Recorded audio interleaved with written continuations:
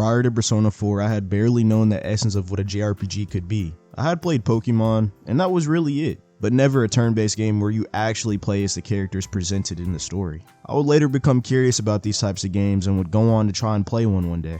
I wasn't watching YouTube all that much back then, so I took it upon myself to find a good game based on how they looked instead of gameplay or reviews. And as I'm trying to pick these games, I remember having a very narrow mind, because even though I was into anime, I stereotyped these games as being anime games, which I could see the semblance of why I would think that, but this honestly couldn't be further from the truth as anybody who actually plays these games, as they normally don't have all of the tropes that anime has, but instead actual characters that have actual reasons for being the way that they are. My first JRPG outside of Pokemon would be a game called Lost Sphear. This game is very underrated and was my gateway for finding out the world of JRPGs and getting my feet wet with the fandom. I would then go on to play Xenoblade Chronicles 2 for the Switch, which is literally my favorite game of all time, I won't lie. But I will note I didn't beat it until after I completed Persona 4. And even though I love that game so much, I still won't lie, Persona 4 was still more impactful for my life since it shaped the games that I play today. And Lost Sphear and Xenoblade 2, while great games and JRPGs and all, weren't really turn-based and had an active combat system, with Lost Sphear being similar to Chrono Trigger's real-time turn-based system, and Xenoblade using an auto-attack and skill system.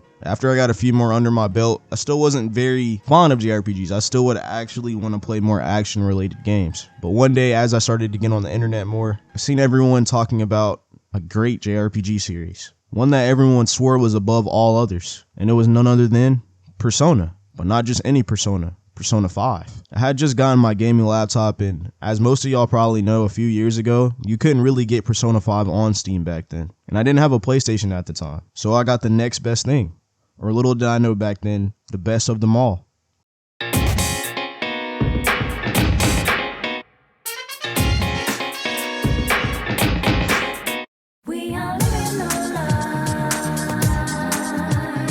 Now before I get into it, first I'd like to ask that you drop a like and subscribe, because I really enjoy making these scripted gaming videos for y'all, and that would really show me that y'all love them. Inuba is a very small town that there's just not much to do, making it painfully relate to my own life. Going to a school when I only graduated with 100 people, and only having one convenience store to go to in my whole town really made me relate to the characters in this game without them even having to open their mouth. Food Line was literally my jeunesse. That's actually crazy. If you wanted to go to any other store, you would have had to drive at least 45 minutes. Most people say that Persona 4 has the best cast, and I couldn't help but agree. Not only does their cast feel like literal family by the end of the game, I feel like each of their characters' quirky personalities feed off of each other in the best way possible. Little details like Yukiko's dragged out laugh, or Yosuke always getting hurt or looking for women, make the game very funny and lighthearted, but most of all make these characters seem more real than even some of the other Persona games. These characters have flaws and the game embraces that. Especially when there's a strong argument to be made that the Persona 4's cast doesn't lean too much on tropes or personality traits, with each character being able to snap back into reality very quickly, even if it isn't about the world ending or the case, making them really seem like real people at times, with the exception of characters that obviously aren't real, like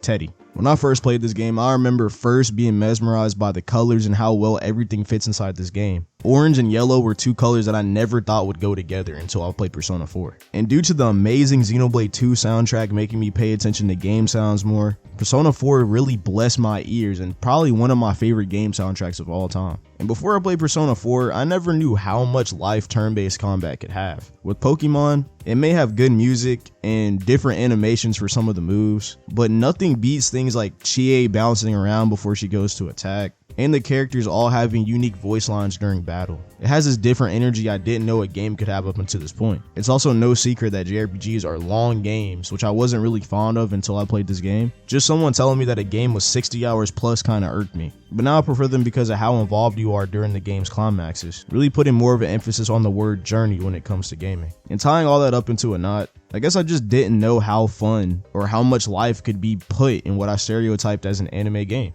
And without Persona 4, I don't think I would have ever discovered how much I love turn-based RPGs. They have the best stories, and hell, even some of the most iconic characters. Persona 4 is the whole reason I even play other games from Atlus, because I think I'm just striving to try to recreate that same feeling. Other series that helped me start too was like Kingdom Hearts and Final Fantasy, which are great in their own right as well. But dialing it back, I want to talk about the things unique to Persona that put it in such high regard. The calendar system in the game really brings this fun but scary mechanic, since you can't do everything. You have to tread lightly and pick and choose what you want to do each day, like in real life. Which friends should I talk to learn more about? Should I go to the store today? Should I try to play hero? All these things matter, especially on a first playthrough. I like the way the game characterizes each day with random events or changes in the weather, which I thought was pretty neat too, which adds a soothing effect which I feel like is lost in newer AAA games. And I mean, Persona really makes it feel like you have a life inside of the game. Even so much to where sometimes I would have to take a 2-week break to focus on my own life. But when I came back, I never really felt like I had to restart. Persona 4 does a great job of separating its story arcs to where you pretty much know where you're at all times, especially by the end of the game. And playing Persona, features like social links was something I was really new to, and it adds a rewarding way to actually get to know the characters in the story in the game, giving an extra layer to already established party members, or an entire new layer to people not in your party, which is now something in all the modern Persona games, but I do believe it was done best in Persona 4. Everything except for the dungeons, which got really repetitive over time. I don't have a major gripe with it like most people, however, because I play Persona more for the life sim aspect and the story rather than the level design and fighting.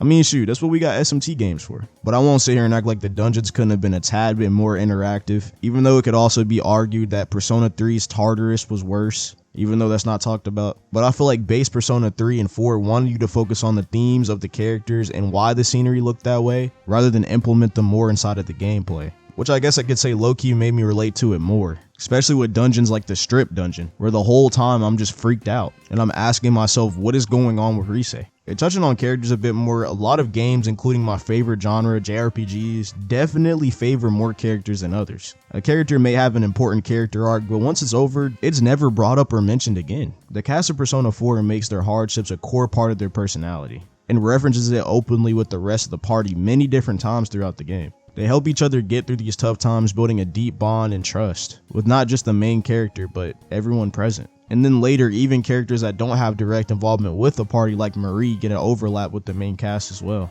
She was a great addition, and the moment where she gives you a moving piece of chocolate for Valentine's Day really sent me, bro. Like, what? This game can be strange, but that's what makes it special. And there's moments like these that you can't get in a fully action-based game. And I feel like as time goes on, those action-based games are starting to learn from JRPGs, like games like Nier or Stellar Blade, that sneak in these very wholesome moments in between all the action sequences, because those developers see how important this is. And with that said, without Persona 4, you probably wouldn't be watching this or a lot of my other videos. It started my Atlas journey, and I was grateful that it was the first one I picked out of the series. I'm excited for a revival, and I'm very curious about it, and I hope it reaches the same heights that Golden did for me. See y'all later, drop a like, and see you on the next one. Give me some recommendations on what I need to talk about next. Peace out. Yeah, we're all like that. Everybody's suffering in some way. Yes, but we were able to change.